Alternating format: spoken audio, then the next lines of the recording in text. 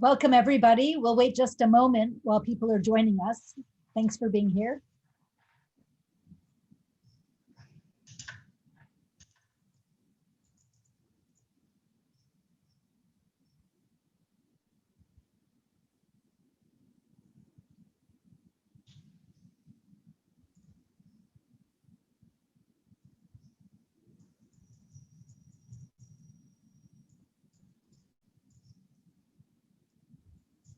Terrific. I think we'll go ahead and begin. I know people are still joining us. Welcome. Welcome everybody to today's presentation, Equal Justice, Protest, Insurrection, and the Law. I'm Jennifer Mnookin, Dean here at UCLA Law School, and I want to thank every one of you for being with us today. It's my great pleasure to get to introduce this event, which coincides with the beginning of Black History Month. We have several events planned this month, each delving into different aspects of the current and important conversations regarding race in the nation today, with a particular focus on Blackness. And it starts right now with today's panel, and I'm delighted to have you here. Before we proceed further, I want to acknowledge that the UCLA School of Law sits on the traditional, ancestral, and unceded territory of the Gabrielino Tonka peoples. As members of a land-grant institution, we at UCLA pay our respects to the ancestors, elders, and relatives, past, present, and emerging. I think it's reasonable to say that every one of us was affected, dismayed, and concerned by the events of the last year, including last summer's protests over systemic racism and the need for racial reckoning, and then last month's insurrection at the United States Capitol. I think many of us also recognized a disconnect between how law enforcement engaged at each event. And that's part of what we're going to be looking at today, thinking about more broadly the dynamics of protest, insurrection, and legal engagement around these matters. I can think of absolutely no more appropriate or distinguished group of people to comment on these issues than the members of today's panel. And I thank them for being with us and for being willing to participate in this event. I'm going to very briefly introduce each of them to you right now. First, Ahilan Arulanantham is senior counsel at the ACLU of Southern California and among the nation's leading civil rights litigators, most especially in immigrants' rights. Now, that kept him pretty busy during the Trump administration, where he successfully litigated a number of cases, including before the United States Supreme Court. He's also a frequent participant in our programs here at UCLA Law School, and I'm honored to welcome him back today. Jennifer Chacon is a professor of law here at UCLA Law School and a leading scholar in immigration law, constitutional law, and criminal law and procedure. She's been a prolific scholar, and she's also co-author of the casebook on immigration law and social justice, and is a much sought after expert on immigration law, serving as an advisor to high-level national and international organizations in the field. Thanks for being here, Jennifer. Thank you. Sharad Paxton is a professor of law here at UCLA Law School and is the faculty director of our Epstein Program in Public Interest Law and Policy. A former federal public defender in the Capital Habeas Unit, his research and teaching focuses on areas including criminal law and procedure, capital punishment, habeas corpus, the sociology of law, and empirical legal studies. And he's made tremendous contributions, bringing sophisticated empirical skills to good purpose in a number of these areas. Welcome, Sharad. Thanks for being with us now. And our moderator, Cheryl Harris, is undeniably a titan in both civil rights law and critical race theory. She's the Rosalind and Arthur Gilbert Professor in Civil Rights and Civil Liberties here at UCLA Law School, and a co-founder of our trailblazing critical race studies program, among many other contributions.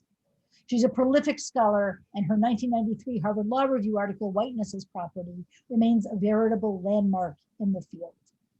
Welcome, Cheryl, and thanks for moderating today. Thanks, Without further ado, I will pass it to you, Cheryl, to moderate this panel and to get us going. Thanks, everybody. Thank you, Jennifer. And I'm really very honored and pleased to be here and in this important conversation. And because I know we don't have a lot of time, with your permission, I'm going to jump right into it. So January 6th mob descent on the Capitol under the banner of Stop the Steal was a signal moment, I think, as Jennifer just mentioned. It was a moment of national disunion, of trauma, of violence, and in some ways a familiar pattern, because it was both a moment of reckoning and nearly immediately a moment of revision and disavowal. So there were a lot of declarations about this is not who we are. That was also accompanied by a condemnation of Trump's inculcation of false claims of election fraud and his call to action to prevent a democratically elected government from taking power.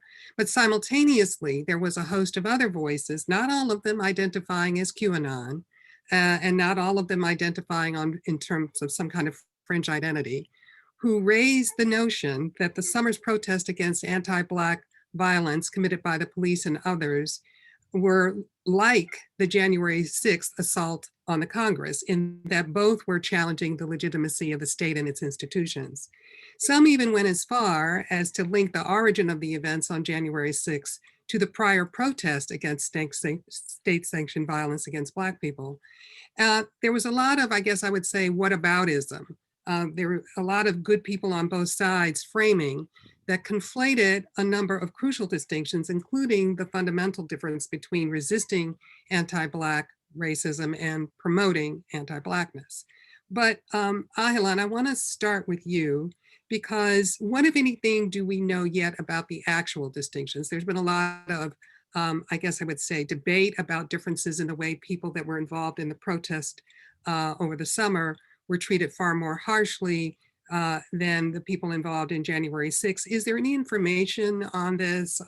Were there any differences? And if there were, what do you understand them to be some of the reasons, or some of the reasons that underlie these disparities? Sure, and thanks very much, Professor Harris, and thanks all of you for inviting me to this. It's a pleasure to talk to everyone about this. Yes, I think there definitely are differences, the sort of eye test that you come to, where the images seem so different, the way people are treated appear to be so different, from the Black Lives Matter protests in the summer to the Capitol riot, are real.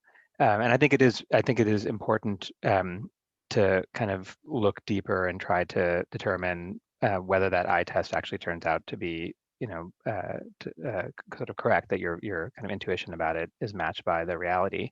I want to say, and I'll get into that. Before I do, I do want to say I completely agree with you, Professor Harris, that to me the most important distinction between the two is that structural racism is real and widespread electoral fraud is a fiction. And I also think, and this is something that you had said in our advanced discussion, in the Capitol riot, it was not any ordinary trespass or property crime, right? It's a trespass into the Congress during the Electoral College proceedings. And at least some of the people who went in had the specific intent of stopping those proceedings to prevent the transfer of power. So I think that location matters. And I think the intent to stop the transfer of power matters when we assess the seriousness of the crime. But still, we'll leave all those aside. It's a lot to leave aside, but we'll leave all those aside and just look at and compare the conduct of the protesters and the police.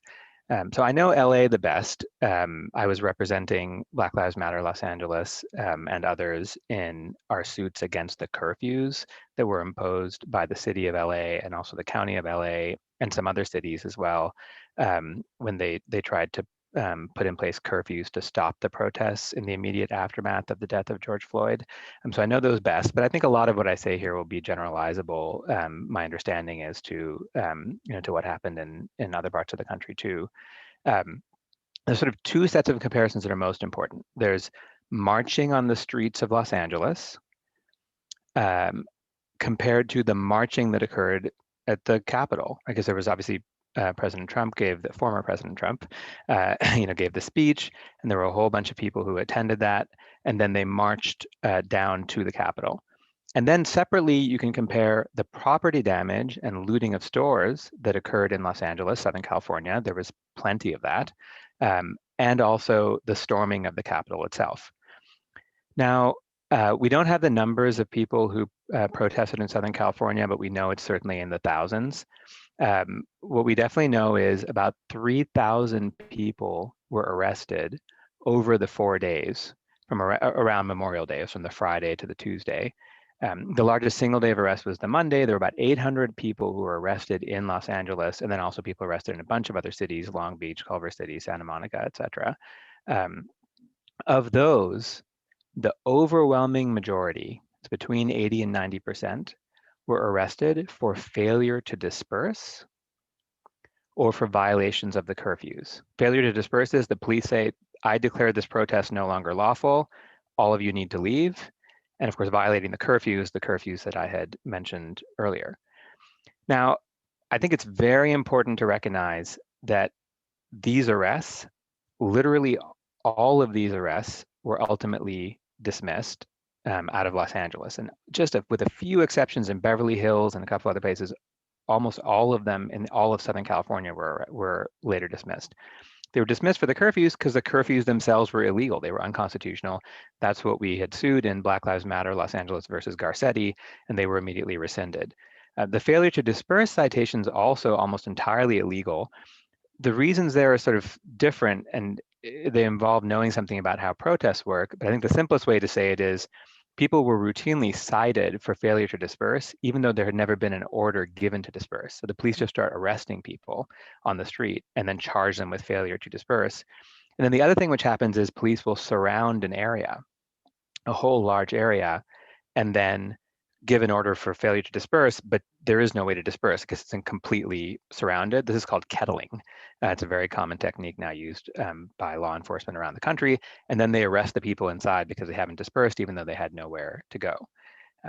But I think, so that's sort of, the bulk of the arrests in the summer involved those two kind of charges. I think it is important, though, to acknowledge, like I said, between 10 and 20% of the arrests, it's around 600 people in Southern California, were arrested for property crimes. And certainly there were property crimes in some of the protests, lots of property crime in certain neighborhoods in Santa Monica, some in Brentwood, in other parts of Southern California also.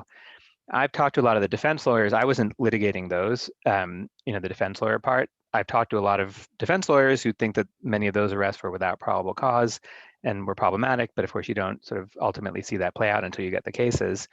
Many of those property damage cases have not been dismissed. There's about 250 cases, some of them also from August, it's not quite in the same set, that are still being prosecuted by the city of LA.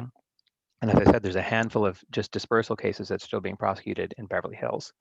The last thing I'll say before we get to the Capitol riot comparison, very important to remember, nobody died. In Southern California, nobody died in the BLM protests. And of course, life is sort of ultimately, right, what we're talking about, the protests are about people dying at the hands of police officers, Black people dying at the hands of police officers. So it's sort of highly important to remember that.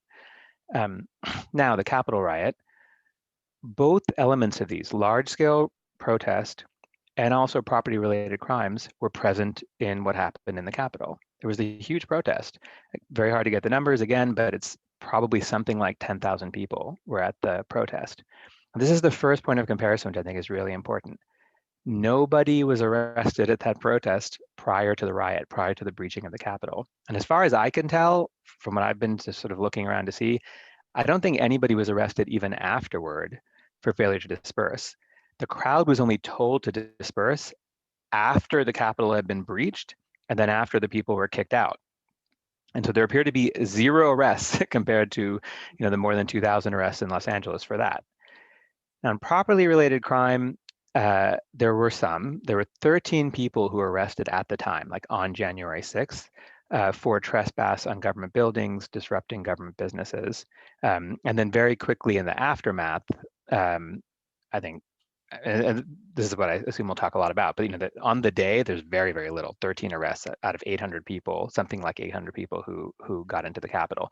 Afterward, the number goes up. There's 68, I think, by the second day. Currently, there's about 135 people who have been arrested for breaching the Capitol.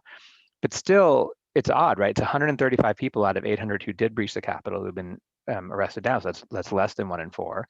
And obviously, like I said, there's 600 people arrested for property crime in Los Angeles compared to this 135 people who breached the Capitol. And then, of course, we have to talk about the loss of life, right? There's an officer killed from blunt force trauma to the head, who dies the next day. There's another person who is shot trying to break into the building, and the police officer shoot her. And there's 140 police officers, from the different forces that were involved in the Capitol Police, who have injuries. Some of those are very serious. There's people with brain injuries because they were beaten by the mob. There's a lot of physical harm.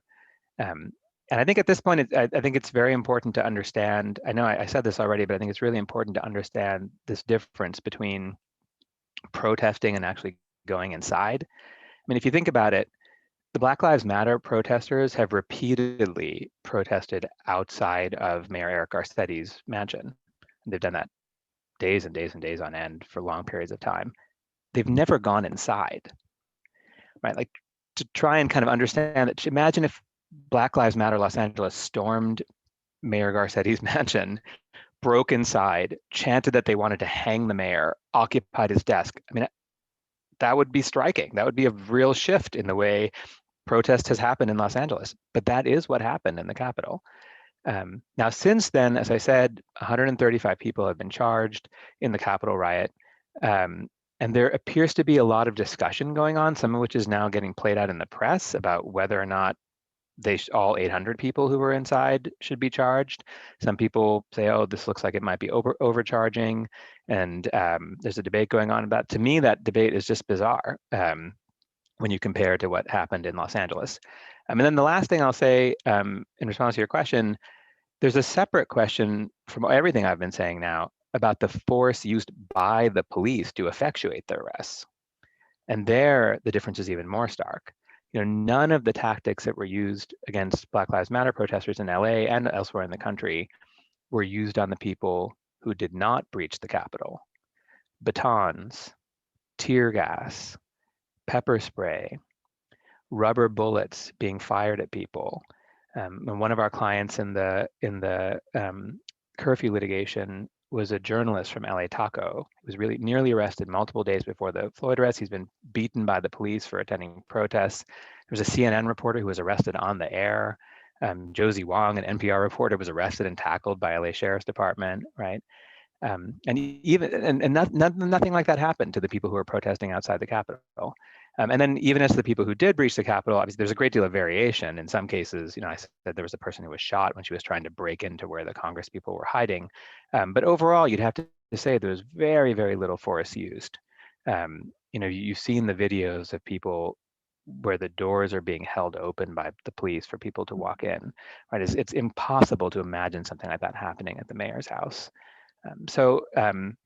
I know we'll get into more of the discussion now with everyone together about why this is. I think it's safe to say this is about race. It is definitely about racism. I think how is very complicated and nuanced. I look forward to getting to that discussion, but there's no question that what we saw was a radically different response from the two events. Thank you, Ahalan. It's very striking when you actually drill down beyond, as you say, sort of the eye test and begin to look at what we actually know. I'm going to turn to Jennifer for a moment because I want to actually think about, in part, where you just left off, which is, well, if we think about it another way, maybe a somewhat devil's advocate, provocative kind of way, another way of trying to assess what happened and the implications of the events on January 6th is to consider what if the election had actually been stolen? We know that this is a big lie, but suppose that there was actual examples of massive irregularities that were ignored. We actually have historical examples that we could point to that suggest that there are such elections that occur. What would have been legitimate, Jennifer, in your view, if we switch the tables for a moment? What would you say? Thank you, Cheryl. That's a great and very thought-provoking question. And of course, there's the easy answer is whatever I like is fine, and whatever I don't like is not fine. But the question really sort of points to what's hard about this. And one of the reasons that it's great to have Ahilan here and on this panel is I think one of the things that we don't want to go down the road of doing is suggesting that peaceful protest should ever be off the table, right? I think it's the kind of the right to gather, the right to dissent, the right to protest, the right to, the right for people people to be at the Capitol writ large, be in Washington, D.C., protesting an event, I think is, a very important one, and one that we all think should be protected. So it's really important not to lose sight of that in the frame of this conversation. And the other thing that your question points to is the need for legitimate election protection, right? We don't want to somehow lose sight of problems with elections and the need for legitimate election protection. I think this is particularly important if we think about the Supreme Court's 2013 Shelby County decision, which kneecapped federal enforcement of the Voting Rights Act. So states have much broader latitude to engage in election changes that disenfranchise historically excluded minority groups. And these efforts were part of the story of the 2020 election. And they're seeing an upsurge now. So a recent report from the Brennan Center observed that 28 states, including swing states like Arizona, Georgia, Pennsylvania, have introduced plans to make it more difficult to vote, notwithstanding the lack of any evidence of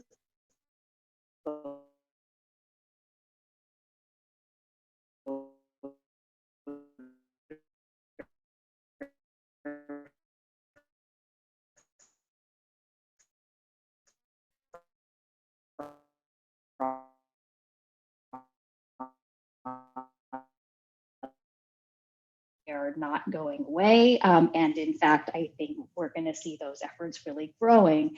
Ironically, growing directly out of the Stop the Steal movement, right? So the fake Stop the Steal movement engenders a real voter disenfranchisement effort. This stolen election narrative that fueled the violence of January 6th lacks factual grounding, as you and Ahilan have both already said in no uncertain terms. And we saw that because every effort to substantiate a narrative of stolen elections in court failed. There's no evidence that supports the Stop the Steal narrative. Those who claim that Biden stole the election from Trump were unable to point to any specific evidence to support the claim. And indeed, those claims were resisted on a bipartisan basis by state and local officials, including some, like Secretary of State Raffensperger in Georgia, who've worked pretty hard in the past to make it difficult for disenfranchised populations to vote. So we saw a pretty uniformly bipartisan effort to sort of shut down this narrative of a stolen election. There really isn't evidence for that. So I guess the question then, and this sort of in some ways harkens to Ahilan's foreshadowing that race is part of the story here. Why, in the face of no evidence, did this story gain traction? I think part of this is obviously media bubbles, right? Exacerbated by gerrymandering of districts, which ensures that voters only hear kind of things that are appealing to their own pre-existing biases. So it makes it harder for them to understand how they could have lost an election where everybody in their bubble thinks they're going to win. So that, I think, is an important part of the story, but it doesn't fully capture what's going on with the Stop the Steal narrative, because Stop the Steal is also deliberately tapping into longstanding racial narratives. So here we can think of the perpetual refrains about the counting of legal votes, right? Every legal vote needs to be counted.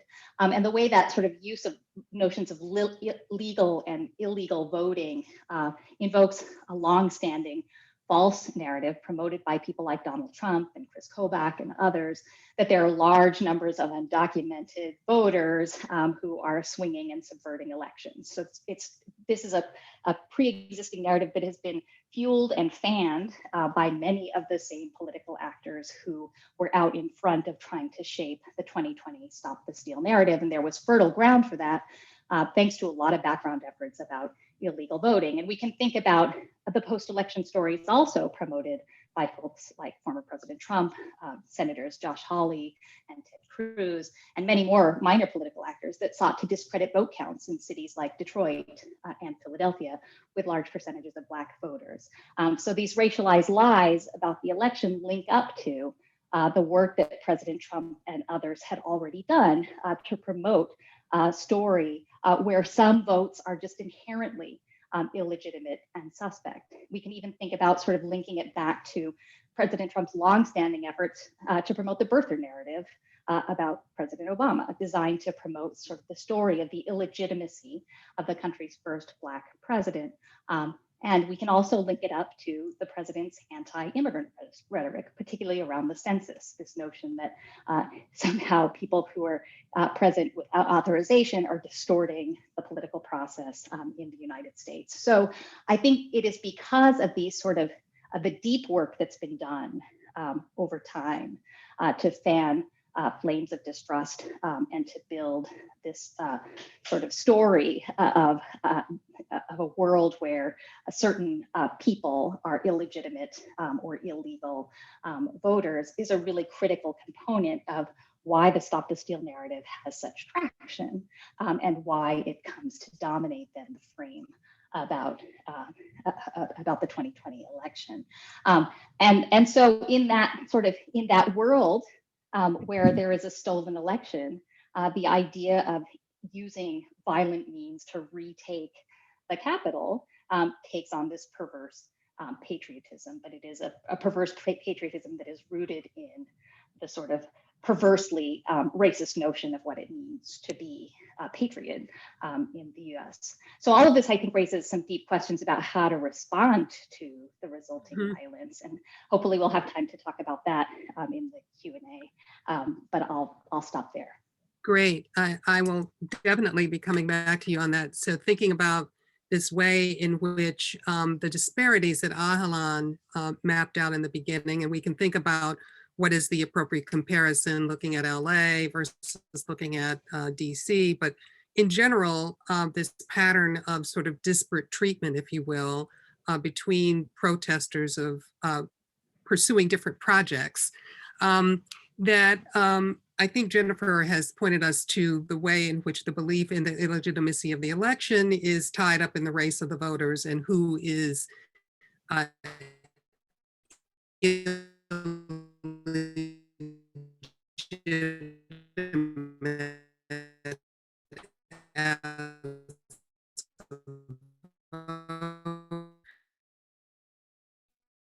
to some of these apparent disparities, particularly to the protest and to the ways in which now we have the sort of in the context of January 6th that we certainly did not see in the context of the summer's protest. Some have seen these apparent disparities as shocking and disturbing. I mean, I think I even saw where Biden reported that his a picture.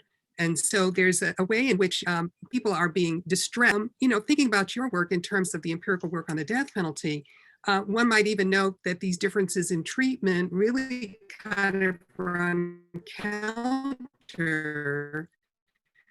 to the prevailing trends, which I think the literature shows, of course, you're going to correct me if I'm offenders, are treated more. The race of the victim actually tends to bump up the presence, I guess, or the propensity to impose the death penalty.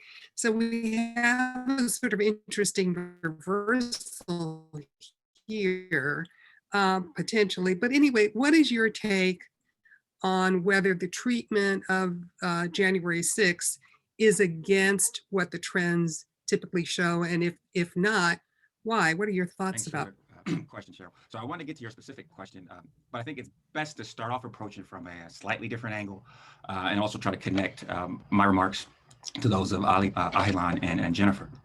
So I decided to kind of title my remarks Riots at the Steps of the Capitol.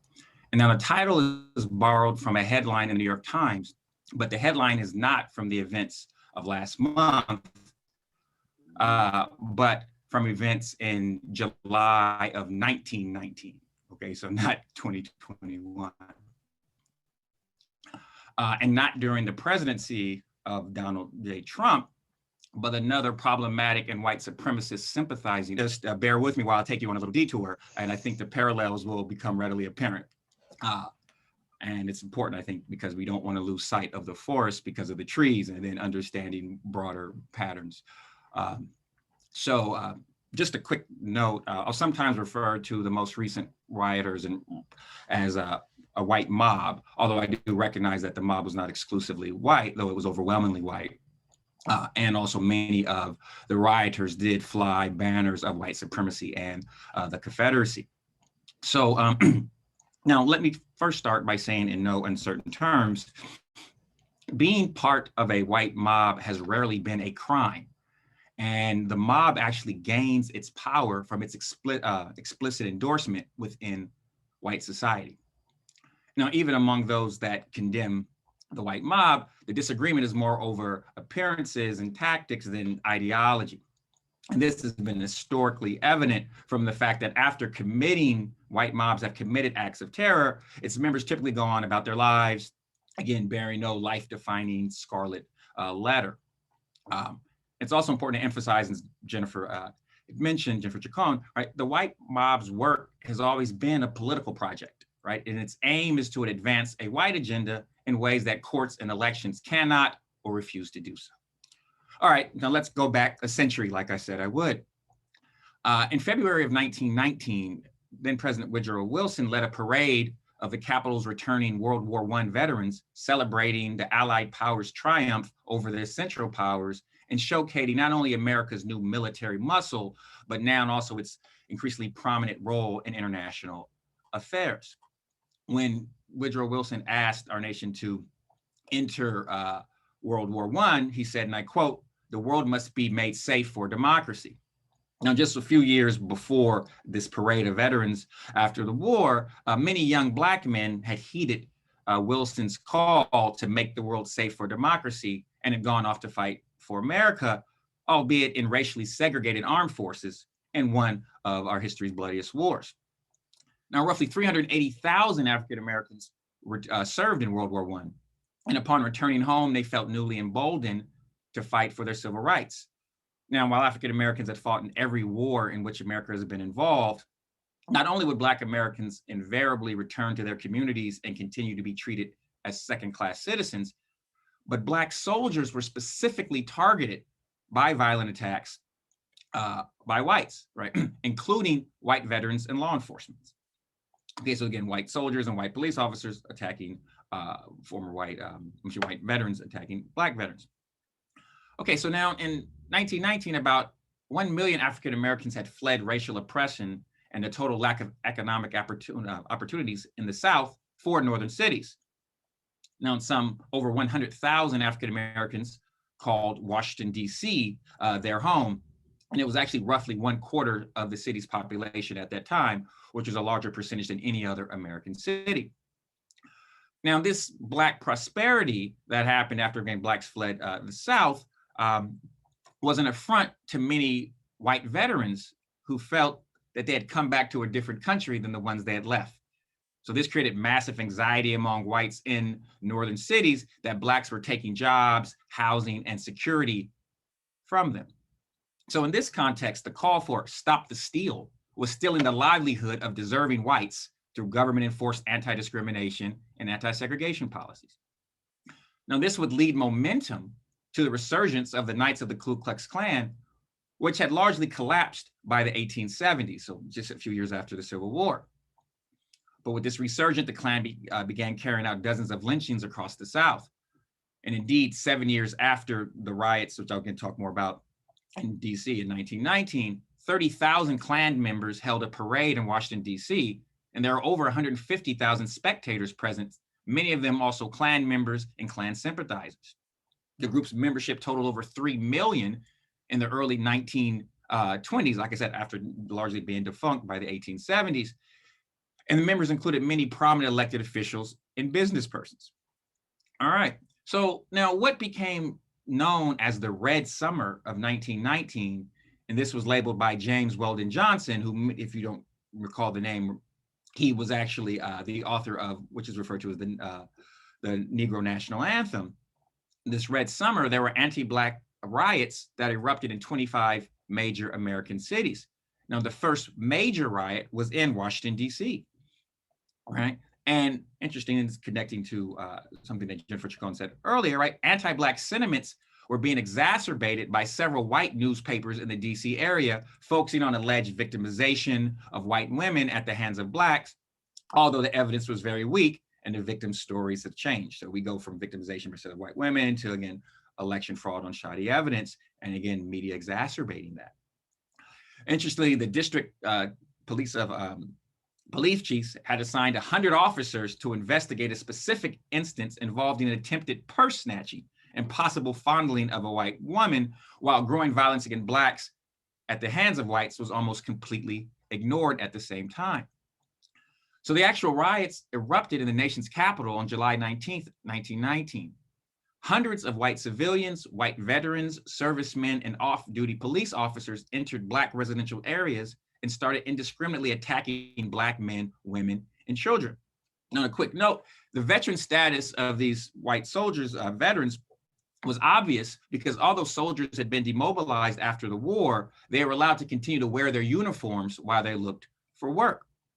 So white mobs yanked blacks off of streetcars, pummeled them on sidewalks, right? Sometimes police would show up, but then the crowd would disperse and then re-engage in their activities. And at that time, there were virtually no arrests or individuals were detained, right? Even when the white officers witnessed the beatings firsthand, right? Blacks were actually even beaten right in front of the White House and other federal buildings in plain sight of local law enforcement and federal law enforcement.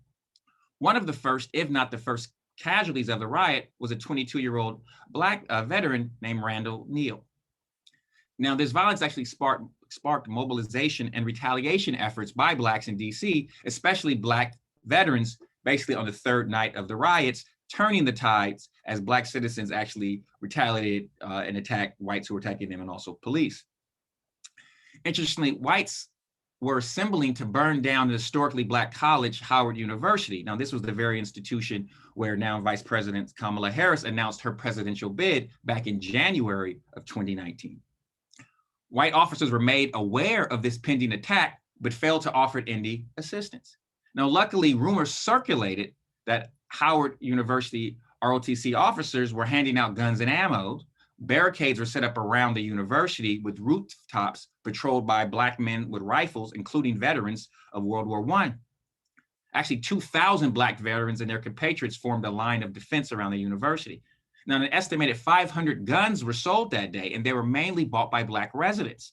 Now, interestingly, after getting word of this, white police officers forced gun dealers to stop selling firearms to Blacks. And in response, Blacks formed their own supply chain to distribute firearms to protect their communities and institutions. Now, needless to say, the white rioters chose not to attack the campus once those efforts were made to, Blacks took on their own efforts to defend it. Now, it was only 4 days after the rioting, again, that was mostly instigated by whites, did President Woodrow Wilson give authorization to mobilize 2,000 Black soldiers, right? After white police continuously, only arrested Blacks and stood idly by and witnessed violence instigated by whites against Blacks. And Wilson's intervention only came after he began to become increasingly worried that the riots would wound the United States' image on the global stage.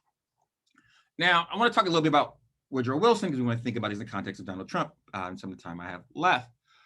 So Woodson was a known racist who tacitly supported the Ku Klux Klan and subscribed to the lost cause ideology, right? Which is basically a belief that the cause of the Confederate States during the American Civil War, including their defense of slavery, was just and heroic, right? Some historians even noted that Wilson was extremely racist, even by the standards of his time.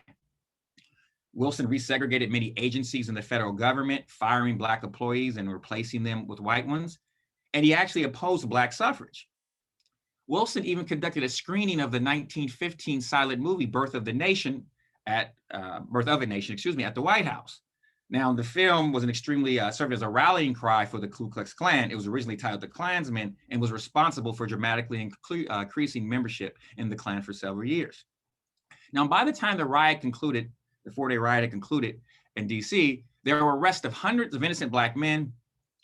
The totals vary, but between 30 and 40 people were killed, over 150 were injured, and multiple Black men were wrongfully convicted and sentenced to decades in prison. Interestingly, this is one of the only race riots in American history where white casualties were similar, if not exceeded, those of Blacks. Now, almost immediately after the riots in DC, similar riots erupted in Chicago after a Black teenager was stoned by whites and drowned after inadvertently crossing an invisible divide and swimming in the white side of Lake Michigan. Now, as I said before, those riots spread to 25 American cities. All right, so I'm almost out of time. So why start with a centuries-old DC riot? Again, it's important to think about the parallels and ponder what it may illuminate about the current moment, especially when white supremacy and white violence attempts to both legitimize and mobilize itself was still within the rhetoric of law and order. Now, make no mistake, there are some differences because the white mob now is turning against the state, threatening the lives of elected officials, desecrating their sacred chambers, and attacking police officers. Okay, but we also understand the state has been targeted because the mob believes that the state has failed to uphold its bargain, right? And this is to secure white privilege and advantage. But again, the similarities do clearly dominate, just as when we think about when those white soldiers were coming home from World War I, they felt that the role of the government was to go ahead and serve serve to their work to their advantage and secure their privilege over the same Black veterans who had served in the same wars, sacrificed their lives, and returned to their country. So I'm out of time. There's a lot more to say, and I'm sure I'll be able to answer some questions from Professor Harris. There is indeed a lot to say, and that was very rich. Thank you for that, Sherrod. And it suggests that perhaps we shouldn't be surprised to some extent that the historical precedents here give us a window on some of the connective tissue in terms of white supremacy. Even though things have certainly changed, there's a certain kind of continuity in terms of when do people see their interest as threatened. And that makes me actually want to return to Ahilan on this question of threat. You've mentioned, I think, in really helpful detail, some of the differences and disparities. We could probably also add to that disparities in terms of bail. I think that's been something that's been very striking to a number of people. You know, the requirement of bail being imposed on protesters for these offenses as distinct from circumstances even here where people are arrested and are either being given very low bail or released on their own recognizance. I don't have the numbers here, but I do have that kind of eye test that you've suggested. But I wanted to know about this question of threat. I mean, there's also been some discussion about the response or the failure to prepare for the January 6th event and the differences. And I wonder if you have any thoughts about that. Yes. So just briefly on the first point you had raised, you will not often see someone who commits conduct in the open which meets the definition of seditious conspiracy or looks like it is sedition and seditious conspiracy, and they get out on bail. And that is remarkable. So to answer that question, both of those questions, because there was another question about the property crimes involved and how is it different. Mm-hmm. You know, when you commit the crime on federal property, you interfere with government business, that's a different crime. It's a different federal crime. And then seditious conspiracy, and you get out on bail. Wow. So I haven't seen the data either, but on the bail part, it's complicated for, you know, it's hard to sort of track it down. But yeah, it's definitely striking. Mm-hmm. I think your question about threat, it sort of relates to why did it happen that 800 people like stormed the Capitol and walked in? Like, where was the thousands of or hundreds of police in riot gear with their shields and everything set up to stop this from happening? I don't know the answer to that. A lot of people are looking into it. There's parallel congressional investigations and you know, a bunch of stuff going on to try and figure this out.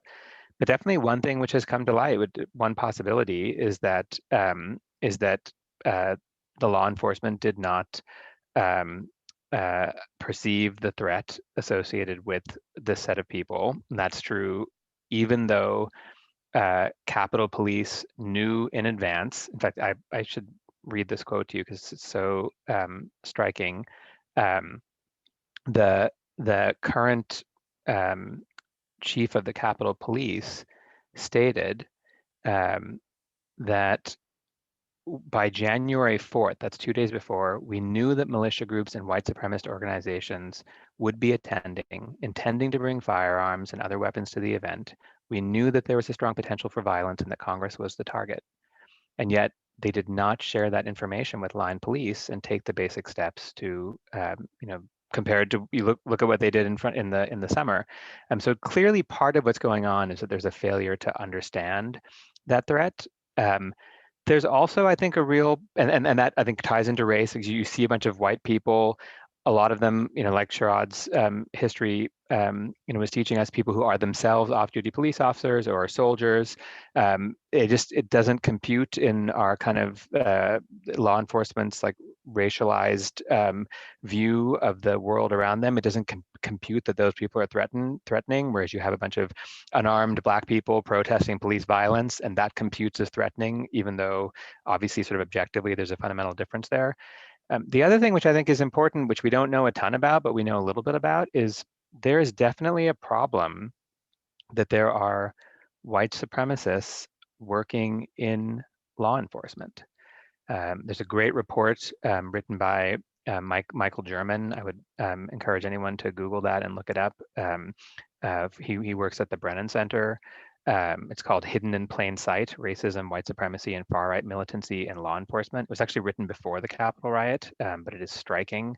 This is a serious problem, that there are white supremacists in police departments and the law enforcement agencies all over the country.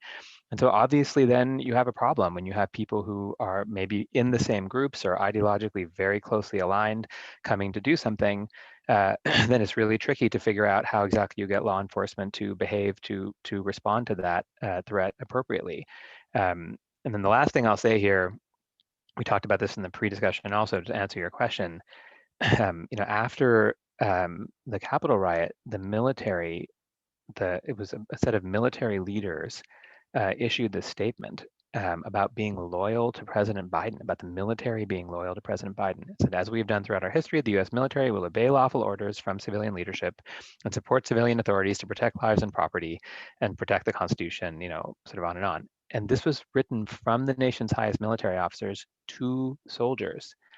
You have to ask yourself, like, why are they writing that? What is going on that the military is writing to soldiers to say, our job is to protect the Constitution? Did you not know that already? And so I do think there's a really serious threat problem here. I don't think it necessarily calls for more law. Not necessarily. I do not think it calls for more laws, which is something I hope we can get into in some time here. But there is definitely a serious threat problem, and that is part of a big part of why the response is so bizarre and so different from the response in the summer. Yeah, it's very sobering, Ahilan, to think about this, but we have white supremacy on both sides of the situation here. And I think that actually harkens back to the story that Sharad was telling.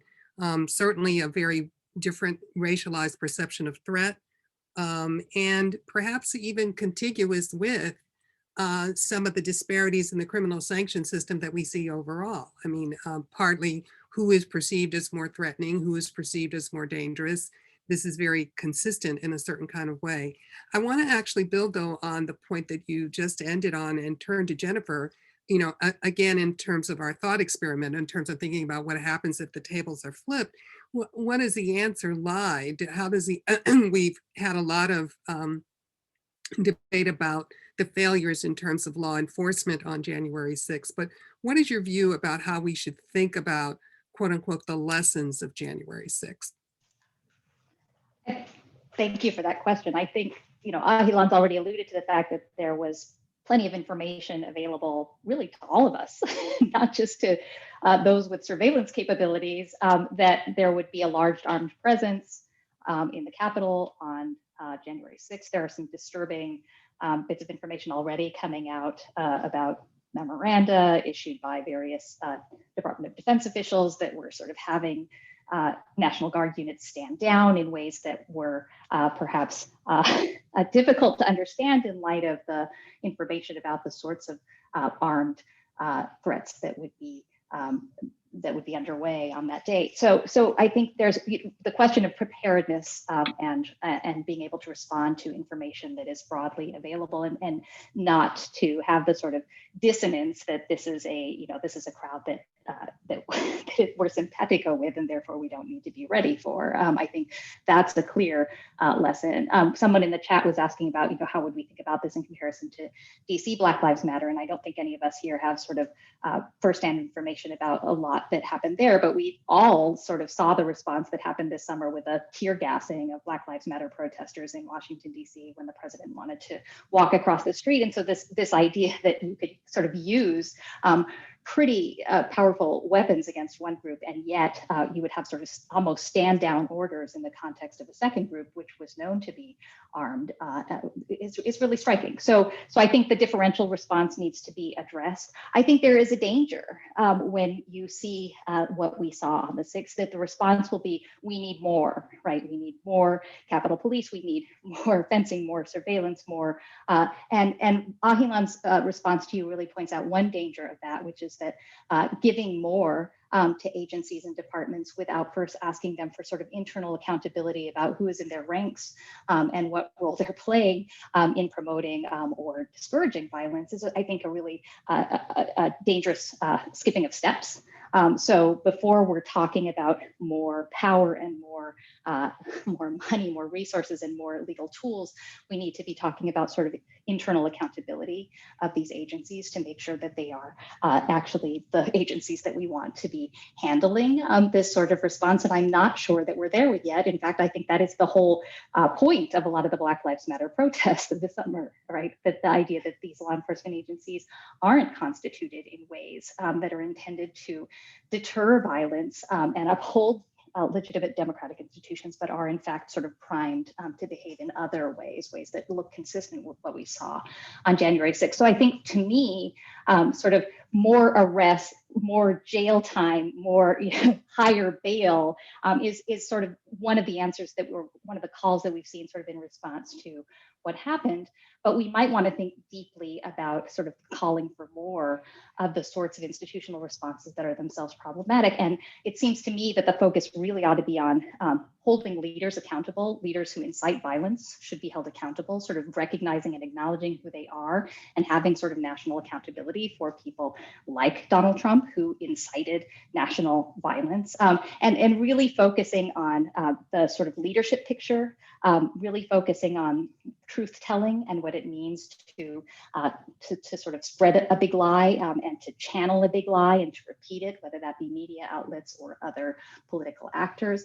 I think really holding them accountable for this is a critical component of this, and then really going deep in terms of who it is who's charged with a law enforcement response and whether they are sort of appropriately positioned to do that. I think there would be a great deal of skepticism among many of the abolitionists who are participating in Black Lives Matter that these institutions are well positioned and well situated to respond to legitimate threats. And so I think a real sort of serious and deep reckoning and accountability is necessary. And I'm not sure that's the conversation we're having. So I'm a little bit worried about that the easy answer is always to give more tools to law enforcement. It's what we did after the Oklahoma City bombing. It's what we did after September 11th. And those tools then tend to be primarily used in ways that target kind of perhaps predictably target communities that have been historically disenfranchised to begin with. And so I think we want to sort of push back on that response, particularly seeing what we saw on January 6th, that maybe more is not what is needed. Maybe it's different. And the comparisons that this conversation frames up helps us to think about what different might look like. Mm-hmm. So more isn't always better, and in this particular instance might be actually worse. So that's a sobering thought too. And Sharad, I want to turn to you to ask, given that situation, given the problems that we're sort of facing, is it your sense that we are, I don't want to put it in such negative terms, but what would be your sense of the lesson of the history that you were telling us? What is it that you think we might glean from looking at that history and comparing it to where we are? I think there are many lessons, to draw from that history. But of course, the history is itself complicated. But I'll return to your initial question, also try to tie this into something that Jennifer said as well. When we are thinking, like, should we be surprised about the events? And if we are not surprised, that is a problem. And why aren't we surprised? And so we can think about, again, what is our response to, we could think about kind of rule violation, and then how then do we then buttress, or do we decide to buttress the ability of law enforcement? And then, as Jennifer said, maybe more is not, but something different. I mean, I think one of the things that's interesting is when we think about the military, because I mentioned this component obviously with the riots of 1919, the military. So we do have a military that's about 43% non-white, 43%, and that's almost evenly split between Black and Latinx. And even within Latinx, because a lot of Latinx in the military are actually Puerto Rican. So it's even Afro-Latino, a lot of them as well. Right. So when you have a military that's 43%, but that does not mirror what we have in terms of law enforcement. And we have to think about, and now often the transition from a military to law enforcement is a career path. So why is it where we're not seeing that reflected in law enforcement? So a lot of it has to do with opportunities for advancement for non-whites in quote unquote civilian law enforcement. And so we think, what are the structural conditions there? Because it is not granted about just giving power to law enforcement, but what does that law enforcement look like? Not only the rank and file, but also in terms of leadership.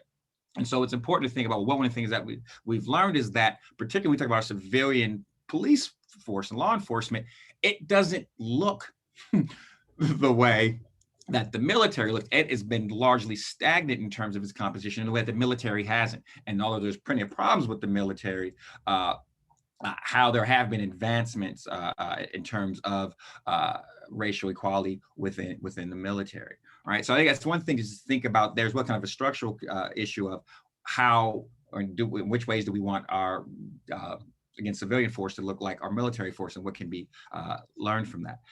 So I'll say that's kind of on a structural issue there. I think it's also just important to know, and as you point out in the chat as well, is really thinking about the role, not just of those who would incite white mobs, but also those who are ambivalent, all right, or act or speak in an ambivalent manner, in which ways kind of still gives legitimacy to that view about, again, reverse discrimination and some form of white oppression as well. And that's something that we've seen consistently as well. So although we only had a quote unquote small number of senators who openly said they would oppose the election, and of course, one changes his mind on the floor when the